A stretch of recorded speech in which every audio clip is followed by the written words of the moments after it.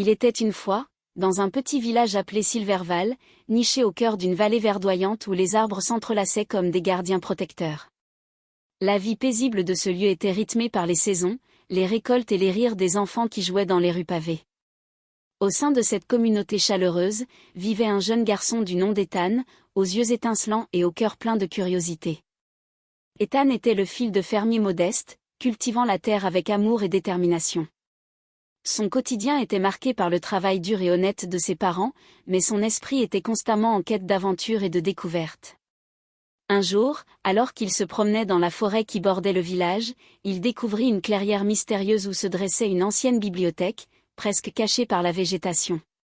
Poussé par une force inexplicable, Ethan ouvrit la porte grinçante de la bibliothèque. À l'intérieur, des étagères de livres poussiéreux semblaient renfermer des siècles de connaissances oubliées. En explorant les rayonnages, il tomba sur un livre énigmatique orné d'un symbole étrange. Le jeune garçon, intrigué, ouvrit le livre, déclenchant ainsi une lumière magique qui l'enveloppa complètement. Quand la lumière se dissipa, Ethan se trouva dans un monde totalement différent. Une cité féerique aux tours scintillantes, aux rivières d'argent et aux arbres qui murmuraient des secrets millénaires l'entouraient. Un vieux sage, vêtu d'une robe étoilée, s'approcha de lui et lui expliqua qu'il était le héros destiné à sauver ce royaume magique d'une menace imminente. Armé d'une épée mystique et accompagné d'un elfe agile nommé Lyria et d'un nain robuste du nom de Gringar, Ethan entreprit sa quête. Le vieux sage lui révéla que le royaume était en danger en raison d'un dragon maléfique qui avait été autrefois une créature de lumière, corrompue par une force ténébreuse. La mission d'Ethan était de retrouver 3 artefacts magiques dispersés dans des endroits éloignés afin de purifier le dragon et sauver le royaume. Le périple d'Ethan était jalonné de défis variés. Ils traversèrent des forêts enchantées où les arbres prenaient vie, des montagnes escarpées où des créatures fantastiques gardaient les passages secrets, et des déserts mystiques où le temps semblait s'arrêter. À chaque étape, Ethan découvrait davantage sur lui-même et ses compagnons. Lyria, la princesse elfique maudite, rejoignit leur quête. Elle était retenue prisonnière dans un château ensorcelé par une sorcière maléfique.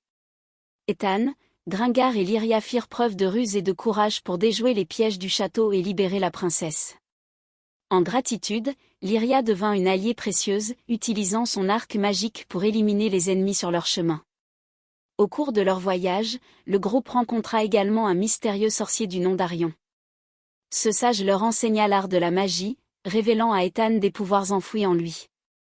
Il apprit à maîtriser la télékinésie et à manipuler les éléments pour surmonter les obstacles qui se dressaient devant eux. La quête d'Ethan le mena à des endroits étonnants. Dans une cité aquatique aux édifices de coraux, ils récupérèrent le premier artefact, une perle magique qui contenait la pureté des océans. Dans une forêt ancestrale, ils découvrirent le deuxième artefact, une feuille d'or ayant absorbé la sagesse des arbres millénaires. Et dans un volcan éteint au sommet d'une montagne, ils trouvèrent le troisième artefact, un cristal rouge flamboyant renfermant la passion des flammes. À mesure qu'ils réunissaient les artefacts, une connexion spéciale se formait entre Ethan, Lyria, Gringar et Arion. Le groupe devint une force unifiée, combinant les compétences uniques de chacun pour surmonter les défis. Le dragon maléfique, connu sous le nom de Dracotrax, devenait de plus en plus puissant à mesure qu'ils approchaient de son repère, un sombre château perché au sommet d'une falaise. Arrivés devant les portes du château, ils firent face à des gardiens magiques qui protégeaient l'antre du dragon. Grâce à la magie d'Arion, à la précision de l'arc de Lyria, à la force de Gringar et au pouvoir grandissant d'Ethan, ils réussirent à pénétrer à l'intérieur. Les couloirs du château étaient labyrinthiques, remplis de pièges et de créatures obscures. Finalement, ils atteignirent la salle où Dracotrax résidait. Le dragon était une créature imposante, ses yeux brillant d'une lueur maléfique. Cependant, au lieu de le combattre, Ethan se souvint des paroles du vieux sage sur la purification. À l'aide des artefacts, ils commencèrent le rituel de purification. Chaque artefact émettait une lumière éblouissante, et le dragon semblait résister au début. Cependant, lentement mais sûrement, la corruption qui le consumait commença à se dissiper. Dracotrax rugit, mais cette fois-ci, c'était un cri de libération plutôt que de menace. Le dragon, redevenu une créature de lumière, s'inclina devant Ethan et ses compagnons en signe de gratitude. Le royaume, jadis assombri par la menace de Dracotrax, était maintenant baigné dans une lumière éclatante. Les habitants, les créatures magiques et la nature elle-même semblaient célébrer la victoire du bien sur le mal. Le vieux sage apparut alors, félicitant Ethan et ses compagnons pour avoir accompli leur mission. Il expliqua que la bibliothèque mystérieuse était une porte entre les mondes, un moyen pour les âmes courageuses de découvrir leur destinée. Ethan réalisa que ce n'était pas seulement un héros dans le royaume magique, mais aussi un catalyseur de changement dans le monde ordinaire. Avant de quitter le monde magique, Ethan échangea des adieux émouvants avec ses compagnons. Lyria, Gringar et Arion lui assurèrent qu'ils veilleraient sur le royaume, maintenant préservé de la corruption. Le jeune héros se retrouva une fois de plus dans la bibliothèque abandonnée, tenant le livre mystérieux dans ses mains. Revenu dans son village natal, Ethan partagea son incroyable aventure avec les villageois.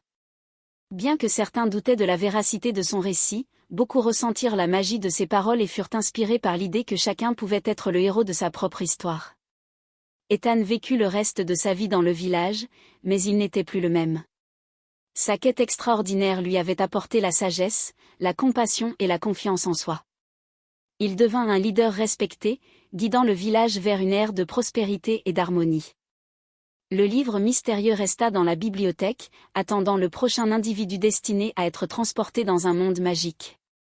Les histoires d'Ethan, de Lyria, de Gringar et d'Arion étaient désormais gravées dans les pages de ce livre, prêtes à inspirer les âmes courageuses qui oseraient l'ouvrir. Et ainsi se conclut l'histoire extraordinaire d'Ethan, le jeune héros qui découvrit la magie au-delà des frontières du quotidien, prouvant que la véritable aventure réside parfois dans la capacité à croire en l'extraordinaire même au cœur de l'ordinaire.